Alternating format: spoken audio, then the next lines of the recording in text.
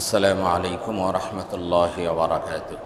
মুআজ্জাজ মুহতারাম সম্মানিত দ্বীনী ভাইয়েরা, আল্লাহ রাব্বুল আলামিনের দরবারে অগণিত শুকরিয়া যিনি আমাদেরকে রমজান মাসের মতো একটি মোবারকময় মাস উপহার দিয়েছেন।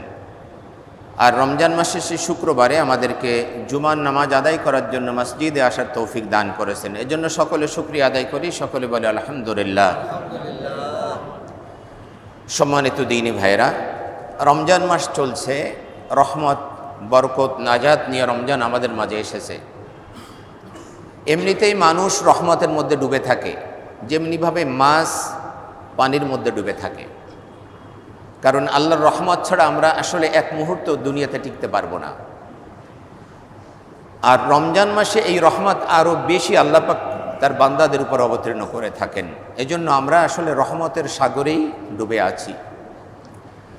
রমজান এমন একটি মাস, এটা একটা বিশাল জাহাজের মতো, যে প্রতি বছর আমাদের কাছে আসে গোনার সাগরে ডুবে থাকা মানুষগুলোকে মুক্ত করে জান্নাতের পথ দেখাতে চায়। এজন্য আমাদেরকে এই রমজান মাসে প্রত্যেকটা মুহূর্ত কাজে লাগাতে হবে। এমনিতে আমাদের জীবনের প্রত্যেকটা মুহূর্ত অত্যন্ত মূল্যবান, বিশেষ করে রমজান মাস এতটাই মূল্যবান যে এর কোনো একটা সময় যেন আমাদের থেকে বেহুদা নষ্ট না হয়ে যায়, সেদিকে আপনাকে আমাকে লক্ষ্য রাখতে হবে। রমজানের এই রোজা বা সিয়াম, এটা আল্লাহ পাক কেন আমাদের উপর ফরজ করলেন, তাই না? লম্বা একটা সময় না খেয়ে থাকা, পানাহার না করা, কেন এরকম একটা ইবাদত আল্লাহ আমাদের উপর ফরজ করলেন? আল্লাহ পাক সে ব্যাপারে বলছেন, ইয়া আইয়ুহাল্লাযীনা আমানু কুতিবা আলাইকুমুস সিয়াম, হে ঈমানদারগণ, তোমাদের উপর সিয়ামকে ফরজ করা হয়েছে। কামা কুতিবা আলাল্লাযীনা মিন ক্বাবলিকুম, যেমনিভাবে তোমাদের পূর্ববর্তীদের উপর ফরজ করা হয়েছিল, লাআল্লাকুম তাত্তাকুন, যেন তোমরা তাকওয়া অর্জন করতে পারো। তাহলে রমজানকে ফরজ করা হয়েছে যেন আমরা কি করতে পারি? তাকওয়া অর্জন করতে পারি। তাকওয়া তাকওয়া আসলে কি এবং কিভাবে অর্জিত হবে সে বিষয়টা আমরা খুব জরুরি ভিত্তিতে আমাদের জানা দরকার। রমজান আসছে, প্রতি বছর আসছে চলে যাচ্ছে, আমাদের জীবনের তেমন পরিবর্তন হচ্ছে না। এরকম অনেক আমরা আছি, সিয়াম আসছে, রমজান মাস আসছে, আমরা সিয়াম পালন করছি, আবার চলে যাচ্ছে, আবার আগের মতোই আমাদের জীবন, কোনো পরিবর্তন হচ্ছে না। কারণ কি? তাকওয়া অর্জিত হচ্ছে না। তাকওয়া অর্জিত হলে আপনার জীবন অবশ্যই পরিবর্তন আসবে। আপনার জীবনে পরিবর্তন আসবেই যদি আপনার ভিতরে তাকওয়া অর্জন হয়। তাহলে আল্লাহ পাক সিয়াম ফরজ করলেন যেন আমরা তাকওয়া অর্জন করতে পারি। কিন্তু আমি কতটুকু তাকওয়া অর্জন করতে পারলাম সেটা একটু আমাকে আপনাকে মিলিয়ে দেখতে হবে। যে ব্যক্তি তাকওয়া অর্জন করে তাকে মুত্তাকি বলা হয়। কি বলা হয়? মুত্তাকি। আর মুত্তাকিদের জন্যই আল্লাহ জান্নাত প্রস্তুত করেছেন। আল্লাহ বলছেন, ওয়াসারিউ ইলা মাগফিরাতিম মির রাব্বিকুম ওয়া জান্নাতিন আরদুহাস সামাওয়াতু ওয়াল আরদ উইদ্দাত লিল মুত্তাকিন। তোমরা দ্রুত অগ্রসর হও, মানে প্রতিযোগিতামূলকভাবে দ্রুত অগ্রসর হও তোমার রবের ক্ষমার দিকে। আল্লাহ বলছেন রবের ক্ষমার দিকে, আর সেই জান্নাতের দিকে যে জান্নাতের প্রশস্ততা আসমান জমিন ব্যাপী। আগে ক্ষমার কথা বলা হয়েছে। এই জন্য সমস্ত মুফাসসিরিন কেরাম এই কথা বলেছেন, আল্লাহ যদি ক্ষমা করে দেন তো জান্নাত আপনাকে আল্লাহ দিয়ে দিবেন। এই জন্য আগে ক্ষমার কথা বলা হয়েছে। আগে কিন্তু বলা হয়নি জান্নাতের দিকে দৌড়াও, আগে বলা হয়েছে আল্লাহর ক্ষমার দিকে দৌড়াও, তোমার রবের ক্ষমার দিকে অগ্রসর হও।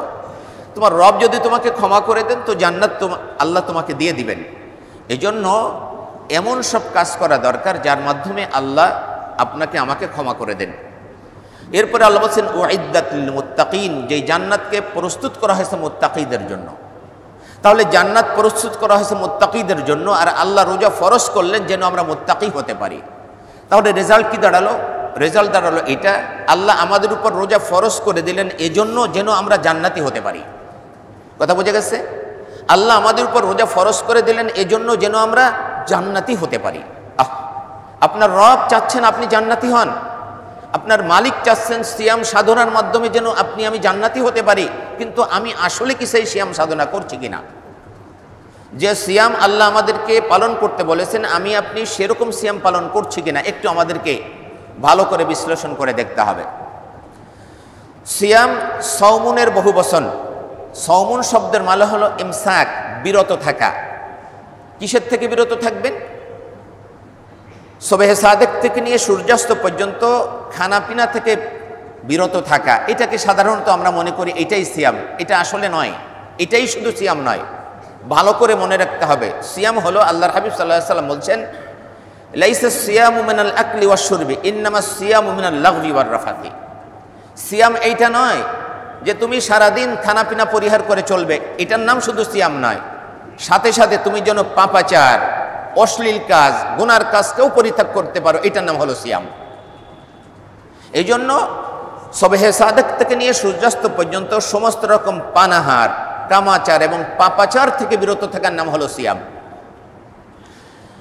আপনি আমি রমজানের সিয়ামও পালন করলাম, আবার গুনাহের কাজ করলাম, আসলে সিয়ামের মূল কাজটা আমাদের হচ্ছে না। আল্লাহর হাবিব বলেছেন পাপাচার থেকে বিরত থাকা, এটার নাম হলো সিয়াম। এটার নাম কি? সিয়াম। এইটা যদি আমরা পালন করতে পারি তাহলেই মূলত তাকওয়া অর্জিত হবে। হযরত ওমর ইবনুল খাত্তাব রাদিয়াল্লাহু আনহু, ওমর দ্য গ্রেট, দ্বিতীয় খলিফা ওমর বিন খাত্তাব রাদিয়াল্লাহু আনহু, তিনি উবাই ইবনে কাব রাদিয়াল্লাহু আনহুকে প্রশ্ন করলেন যে আল্লাহ পাক যে বারবার তাকওয়ার কথা বলছেন, তাকওয়ার মানে কি? ওমর ইবনুল খাত্তাব রাদিয়াল্লাহু আনহু জিজ্ঞাসা করেছেন কাকে? উবাই ইবনে কাব রাদিয়াল্লাহু আনহুকে, যে আল্লাহ পাক বারবার যে তাকওয়ার কথা বলছেন, এই তাকওয়ার অর্থ কি? আল্লাহ রাব্বুল আলামিন কোরআনুল কারীমের মধ্যে 930 বার তাকওয়ার কথা বলেছেন। নামাজের কথা বলেছেন 82 বার, তাই না? আর তাকওয়ার কথা উল্লেখ করেছেন 930 বার। আল্লাহু আকবার। তাহলে তাকওয়াটা অত্যন্ত মূল্যবান একটি বিষয়, এই জন্য আল্লাহ বারবার উল্লেখ করেছেন। এই জন্য ওমর ইবনে খাত্তাব রাদিয়াল্লাহু আনহু জিজ্ঞাসা করলেন যে এই তাকওয়ার মানে কি? আল্লাহ বারবার আমাদের তাকওয়ার কথা বলেছেন। তো উবাই ইবনে কাব বললেন যে আপনি কি কাঁটাযুক্ত কোনো বাগানের ভিতর থেকে হেঁটেছেন? বলে হ্যাঁ।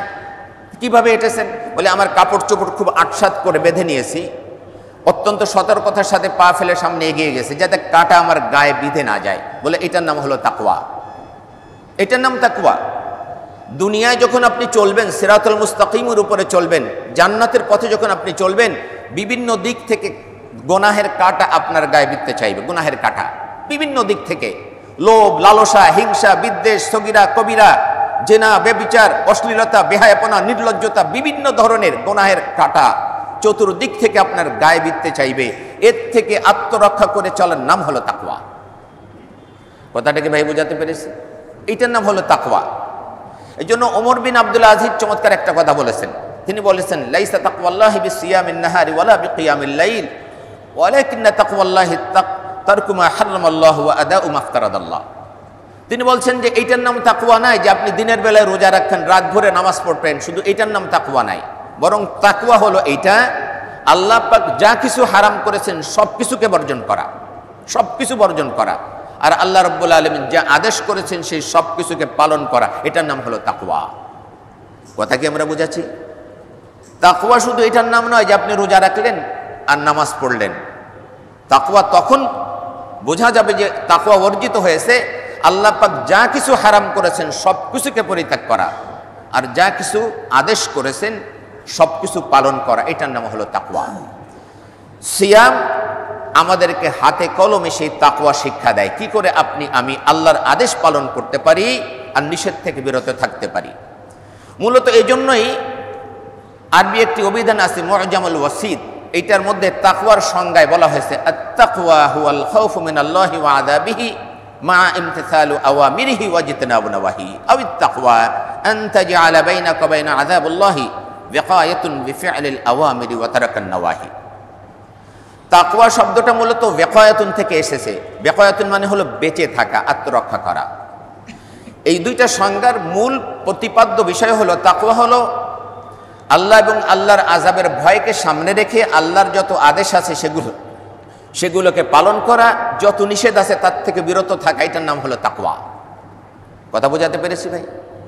আল্লাহর যত আদেশ আছে সেগুলো পালন করা, নিষেধ থেকে বিরত থাকা, এটার নাম হলো তাকওয়া। এই রমজানের এক মাস সিয়াম সাধনার মাধ্যমে আল্লাহ পাক আপনাকে আমাকে এটা শিক্ষা দিতে চান যে তুমি সমস্ত আদেশ পালন করবে, নিষেধ থেকে বিরত থাকবে, তাকওয়া অর্জিত হবে। আর তাকওয়া যদি অর্জিত হয়ে যায় তুমি মুত্তাকি হয়ে যাবে, তুমি মুত্তাকি হয়ে গেলে তুমি জান্নাতি হয়ে যাবে। এক মাস, সির্ফ এক মাস। ডাক্তার যখন আপনার ওষুধ লেখে তখন লেখে এই ওষুধটা এক মাস, এটা 15 দিন, এটা এক সপ্তাহ, এরকম লিখে দেয় না? ডাক্তার জানে যে 15 দিন ওষুধ খেলে সে ভালো হয়ে যাবে, আর যদি ভালো না হয় তাহলে লোকে চলবে, ঠিক কিনা?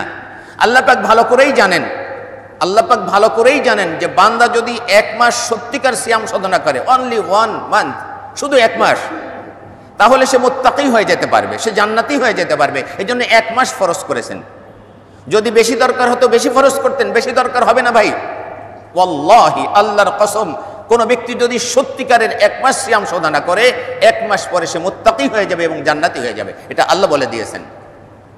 এই জন্য আল্লাহ 1 মাস রোজা ফরজ করে দিয়েছেন। বলছেন লাআল্লাকুম তাত্তাকুন, যেন তোমরা তাকওয়া অর্জন করতে পারো। আসুন, রোজা আপনাকে আমাকে কিভাবে তাকওয়া অর্জন করার ব্যাপারে ট্রেনিং দেয়, এটা একটু আমরা দেখি।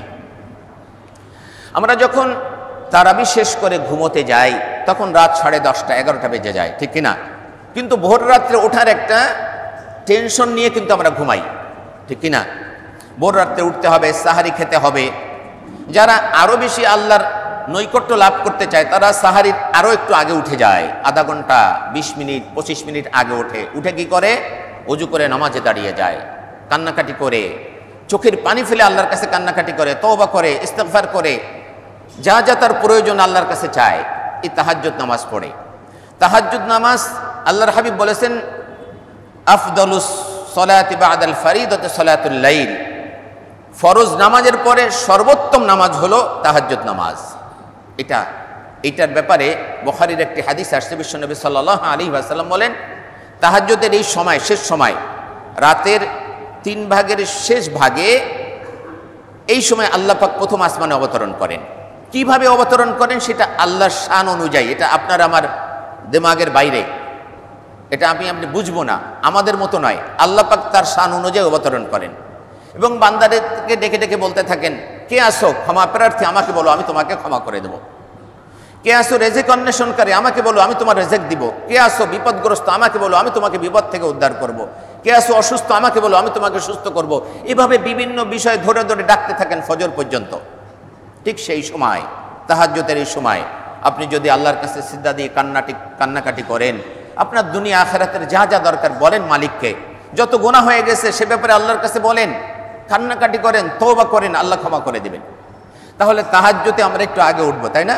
রমজানে তাহাজ্জুদ পালন করা খুব সহজ। সুতরাং রমজানের এই 1 মাস যদি আমরা প্রতি রাতে তাহাজ্জুদ পড়ার চেষ্টা করি বা তাহাজ্জুদ পড়ি, আশা করা যায় বাকি 11 মাসও আল্লাহ তাহাজ্জুদ পড়ার সুযোগ করে দিবেন। আমরা এটা মিস করবো না ইনশাল্লাহ। রাজি আছি না ভাই?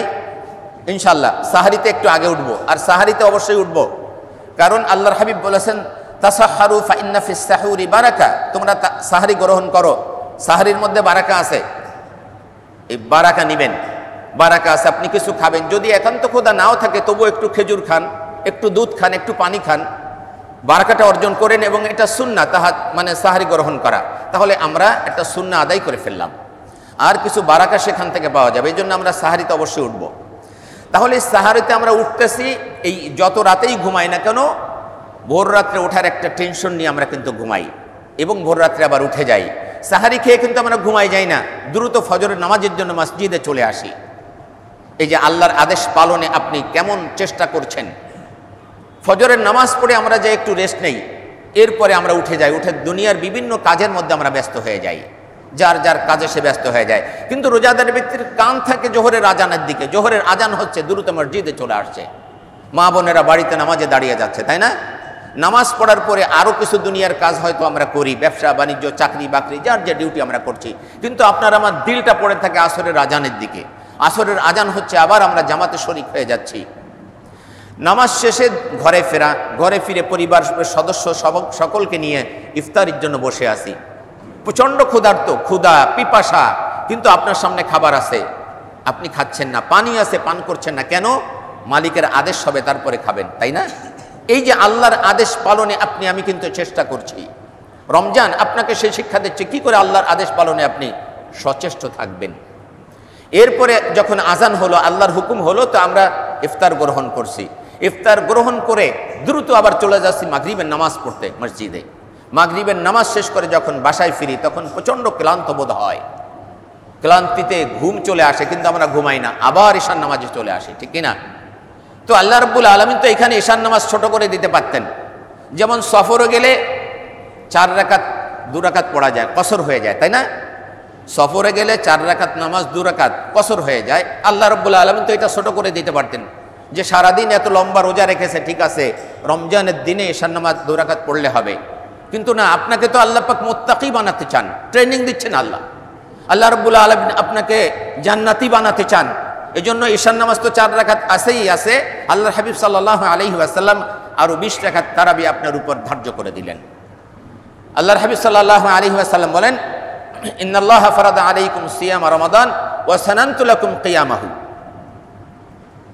আল্লাহ পাক তোমাদের উপর দিনের বেলায় রোজা ফরজ করে দিয়েছেন, আর রাতের বেলায় আমি এই তারাবির যে নামাজ, এটা আমি সুন্নাত করে দিলাম। ফামান সামাহু ওয়া কামাহু, যে ব্যক্তি সিয়াম সাধনা করবে আর এই তারাবি আদায় করবে, খারাজা মিন যুনুবিহি কায়াউমিন ওয়ালাদাতহু উম্মুহু আও কামা ক্বালা আলাইহিস সালাতু ওয়াত তাসলিম। বিশ্বনবী সাল্লাল্লাহু আলাইহি ওয়াসাল্লাম বলেন, সে এমন অবস্থা তার হবে, যে ব্যক্তি এই রমজানের সিয়াম পালন করবে দিনের বেলায়, রাতের বেলায় তারাবি নামাজ পড়বে, তো আল্লাহ পাক তাকে তার গুনাহ থেকে এমনভাবে মুক্ত করে দিবেন যেন মায়ের পেট থেকে মাত্র জন্মগ্রহণ করেছে, নিষ্পাপ হয়ে যাবে। আল্লাহু আকবার। সুতরাং আমরা এই তারাবির নামাজ পড়ি, এই তারাবির শেষে আবার যখন ঘুমোতে যাই, ওই ভোর রাত্রের টেনশন নিয়ে ঘুমাই, তাই না? মানে 24 আওয়ার্স আল্লাহর আদেশ পালনে আপনি আমি সচেষ্ট। সিয়াম আমাদেরকে সেই শিক্ষা দিচ্ছে হাতে কলমে, তাই না? এই জন্য আল্লাহ বলছেন, আমি তোমাদের উপর রোজা ফরজ করে দিলাম যেন তোমরা কি করতে পারো, তাকওয়া অর্জন করতে পারো। তাকওয়া তাকওয়ার দ্বিতীয় বিষয় হলো গুনাহ থেকে বিরত থাকা, ঠিক কিনা? তাকওয়ার দ্বিতীয় বিষয় একটা হলো আল্লাহর আদেশ পালন করতে হবে, গুনাহ থেকে নিষেধ থেকে বিরত থাকতে হবে। তাহলে রোজা আপনাকে আমাকে কিভাবে গুনাহ থেকে বিরত থাকার ব্যাপারে সবক দেয়, সে ব্যাপারে আমরা একটু দেখি। আল্লাহর হাবিব সাল্লাল্লাহু আলাইহি ওয়াসাল্লাম বলছেন, মাল্লাম ইয়াদা কাওলা যুরি ওয়াল আমালা বিহি ফালাইসা লিল্লাহি হাজাতুন আন ইয়াদা তাআমাহু ওয়া শারাবাহু। যে ব্যক্তি রোজা রেখে মিথ্যা কথা, মিথ্যা কাজকে পরিহার করতে পারল না, তার খানা পিনা পরিহার করার কোনো মূল্য আল্লাহর কাছে নাই। রোজা রেখেছে, মিথ্যা কথা বলতেছে, রোজা রেখেছে মালের মধ্যে ভেজাল দেখছে, রোজা রাখছে সুদ খাচ্ছে বা সুদ দিচ্ছে, রোজা রাখছে ঘুষ খাচ্ছে, রোজা রাখছে মানুষকে ঠকাচ্ছে, মিথ্যা কথা বলে ব্যবসা করতেছে, জুলুম করতেছে, নির্যাতন করতেছে, এই রোজার ব্যাপারে আল্লাহর হাবিব সাল্লাল্লাহু আলাইহি ওয়াসাল্লাম ফয়সালা দিয়েছেন যে তার এই রোজা রাখার কোনো দরকার নাই, এটা আল্লাহর কাছে কোনো গ্রহণযোগ্যতা নাই। কথা কি বোঝা গেছে? তার মানে কি রোজা ছেড়ে দিবেন? না না, রোজা ছাড়বেন না, আপনি খারাপ কাজগুলো ছেড়ে দিবেন। আল্লাহ পাক সেজন্য আপনার উপর রোজা ফরজ করে দিয়েছেন, যেন আপনি মুত্তাকি হতে পারেন, যেন আপনি জান্নাতি হতে পারেন। এই জন্য আল্লাহ পাক এই ট্রেনিংটা দিচ্ছেন আপনাকে। আচ্ছা বলেন তো, আপনি আমি সবেহে সাদেক লিখতে নিয়ে সূর্যাস্ত পর্যন্ত খানাপিনা পরিহার করলাম, স্ত্রী সম্ভোগ থেকে দূরে থাকলাম, ঠিক কিনা? এটা কি কেউ আপনাকে বাধ্য করেছে? কেউ বাধ্য করে নাই। আপনার উপর পুলিশ নাই, ডিবি নাই, মানে কেউ নাই, প্রশাসন নাই, কেউ আপনাকে বাধ্য করে নাই, করছে? শুধু আল্লাহর মোহাব্বতে, আল্লাহর ভয়ে আপনি এই কাজটা করছেন। আপনি যে রোজা আছেন এটা পৃথিবীর কেউ জানে না, আপনার স্ত্রীও জানে না। জানে? আপনি যদি লুকিয়ে কিছু খান কেউ জানবে? আপনি সেটাও খাচ্ছেন না, লুকিয়েও খাচ্ছেন না। এত কনসাস আপনি এত মানে সচেতন যে না আমার রোজাটা রাখতে হবে। আল্লাহ পাক কেন রোজা রাখছেন? আল্লাহ পাক সুবহে সাদেক থেকে নিয়ে সূর্যাস্ত পর্যন্ত মানে পানাহার, কামাচার, পাপাচার এগুলোকে হারাম করে দিয়েছেন। এই জন্য আমি এই খানাপিনা গ্রহণ করছি না। অজু করার সময়ও অত্যন্ত সতর্কতার সাথে অজু করছি, যেন ভিতরে গালের ভিতরে পানি চলে না যায়, আমার রোজাটা ভেঙে না যায়। আচ্ছা, আল্লাহ পাক সাময়িকভাবে হারাম করে দিলেন, আপনার হালাল খাবার সাময়িকভাবে হারাম করলেন, আপনার হালাল পানীয় সাময়িকভাবে আল্লাহ হারাম করে দিলেন, আপনার হালাল স্ত্রী সাময়িকভাবে হারাম করে দিলেন। সাময়িকভাবে হারাম করার কারণে আপনি সেটা গ্রহণ করছেন না, তাহলে আল্লাহ পাক স্থায়ীভাবে যেটা হারাম করলেন সেটা আপনি কিভাবে গ্রহণ করেন? আপনি কি করছেন তাহলে? আসলে আমার তো বুঝে আসে না।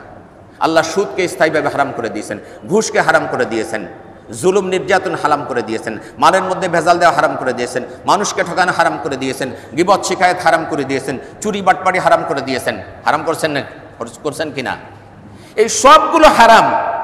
তো রোজা রেখে আপনি সাময়িক যেটা হারাম করা হলো সেটাকে আপনি বর্জন করলেন, আর স্থায়ীভাবে যেটা হারাম করে দিয়েছেন চিরজীবনের জন্য কখনোই আপনি গ্রহণ করতে পারবেন না, সেটাকে আপনি করছেন। তাহলে রোজাটা রাখার মানেটা হলো কি ভাই? আপনি নিজে একটু বিবেচনা করেন তো।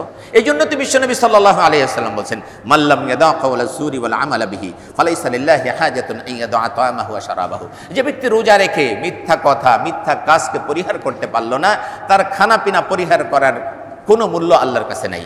আর একটা হাদিসে বিশ্বনবী সাল্লাল্লাহু আলাইহি ওয়াসাল্লাম বলেন, হাদিসটি আবু হুরায়রা রাদিয়াল্লাহু আনহু বর্ণনা করেছেন, বিশ্বনবী সাল্লাল্লাহু আলাইহি ওয়াসাল্লাম বলেন, কাম মিন সাইমিন লাইসা লাহু মিন সিয়ামিহি ইল্লা যামা ওয়া কাম মিন কাইমিন লাইসা লাহু মিন কিয়ামিহি ইল্লা সাহর। এমন অনেক রোজাদার আছে, রোজা থেকে ক্ষুধা পিপাসার কষ্ট ছাড়া কিচ্ছু সে পায় না। ওই সারাদিন ক্ষুধা পিপাসার কষ্টই সে পায়, আর কিচ্ছু পায় না। রোজা রাখলে যে গুনাহ মাফ হয়ে যাবে, রোজার প্রতিদান আল্লাহ নিজে দিবেন, রোজা রাখলে আল্লাহ নিজেই তার প্রতিদান হয়ে যাবেন, হাদিসে এই যে প্রতিদানের কথা বলা হয়েছে, এই ব্যক্তি পাবে না। ওই ক্ষুধা পিপাসা ছাড়া কিছুই পাবে না। কেন? ওই হারামকে বর্জন করতে পারে না। এই জন্য রোজা রেখে যে হারামকে বর্জন করার কথা ছিল সে করতে পারে নাই, করে নাই।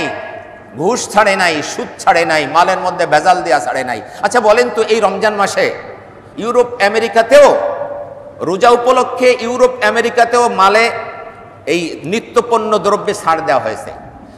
আরবের কথা বাদ দিলাম, ইউরোপ আমেরিকাতে পর্যন্ত রোজার সম্মানে নিত্য প্রয়োজনীয় দ্রব্য ছাড় দেওয়া হয়েছে। আর আমাদের দেশের 92% মুসলমানের দেশে, যেখানে অধিকাংশ 95% ব্যবসায়ী হলো মুসলমান, তারা সিন্ডিকেট করে প্রত্যেকটা মালের দাম বাড়িয়ে দিয়েছে। বলেন এদের রোজা কোন কাজে আসবে?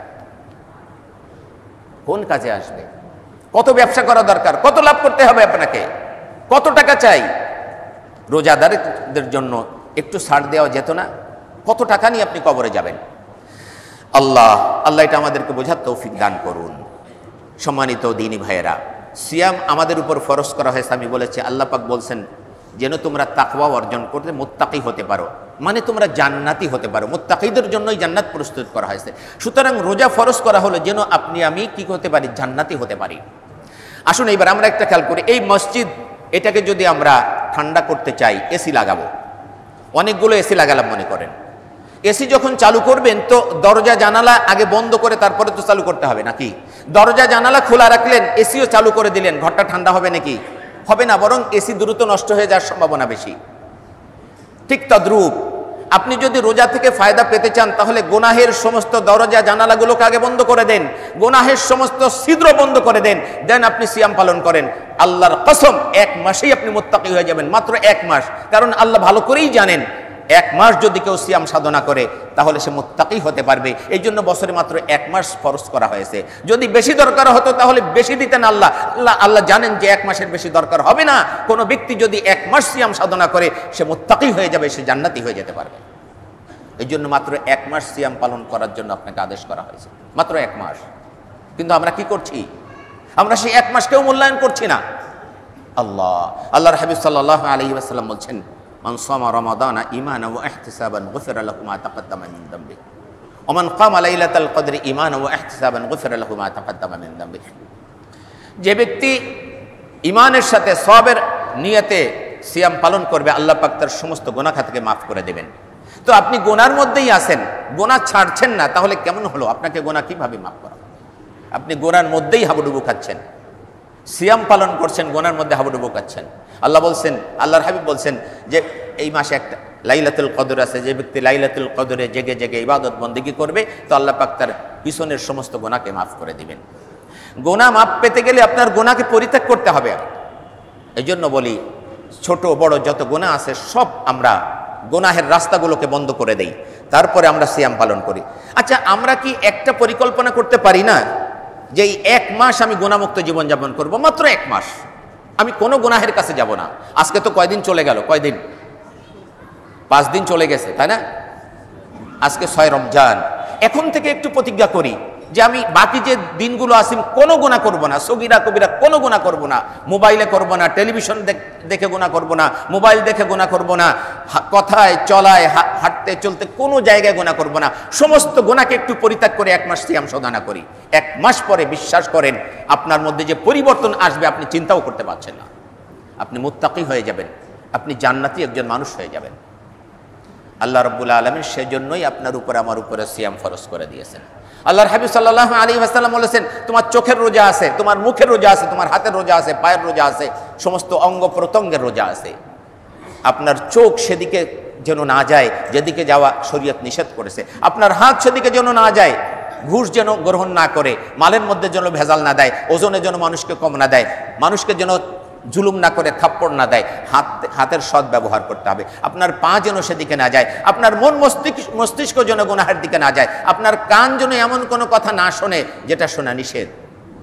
গীবত করবেন না, গীবত শুনবেন না, গীবত নিজে করবেন না, নিজে শুনবেন না। গীবত শোনাও একটা গুনাহের কাজ।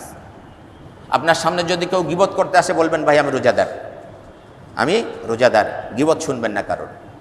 গীবত তো আমরা জানি, তাই না? পরনিন্দা, পরচর্চা, এগুলো, এই কাজগুলি করা মানে প্রত্যেক অঙ্গ প্রত্যঙ্গ দ্বারা রোজাকে পালন করা, প্রত্যেক অঙ্গ প্রত্যঙ্গের রোজা বা সিয়াম পালন করা, এটা যদি আমরা করতে পারি তাহলেই মূলত রোজাটা এফেক্টিভ হবে, কার্যকরী হবে। ইসলামের প্রত্যেকটা আমল অত্যন্ত এফেক্টিভ। আপনি দেখেন এই রোজা, এটা এমন একটা আমল যে আপনাকে পরিবর্তন করে দিচ্ছে, আপনার জীবনটাকে পাল্টে দিচ্ছে, নতুন একটা জীবন আপনাকে দিচ্ছে।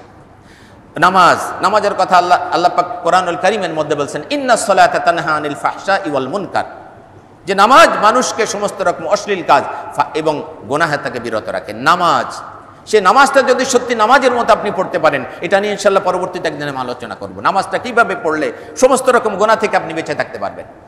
আল্লাহ বলছেন যে ব্যক্তি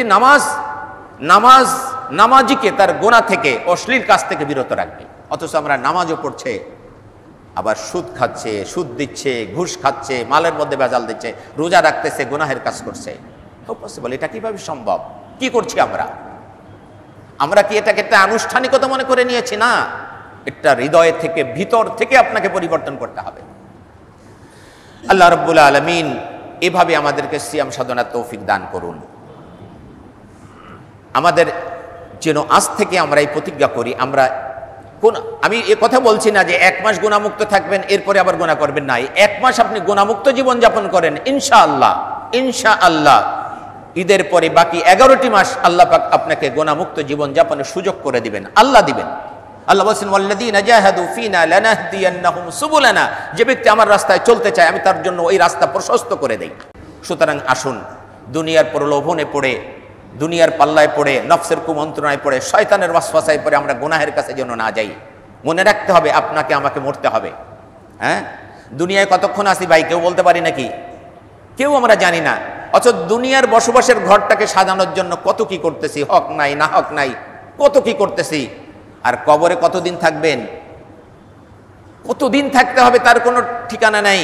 সেই কবরকে সুসজ্জিত করার জন্য আমরা কতটুকু চেষ্টা করছি, একটু আমাদেরকে ভেবে দেখা দরকার। রমজান এসেছে আপনাকে আমাকে পরিবর্তন করার জন্য, যেন আমরা মুত্তাকি হতে পারি, যেন আমরা তাকওয়া অর্জন করতে পারি এবং যেন আমরা জান্নাতি হয়ে যেতে পারি। আসুন না আমরা নিজেকে পরিবর্তন করি, আমরা মুত্তাকি হওয়ার মতো, তাকওয়া অর্জন করার মতো যে বিষয়গুলো রয়েছে সমস্ত ভালো কাজ আমরা করব, খারাপ কাজকে পরিত্যাগ করব। আমি একটা কথা বলি, এটা শেষ আমি বলছি যে আমরা রোজা আসলে অনেক ভালো কাজ করি, এটা ঠিক আছে, অনেক ভালো কাজ করি, তারাবি পড়ি, কোরআন তেলাওয়াত করি, সাদাকা করি, তাই না? তারপরে তাসবিহ তাহলিল পড়ি, এই কাজগুলি করি।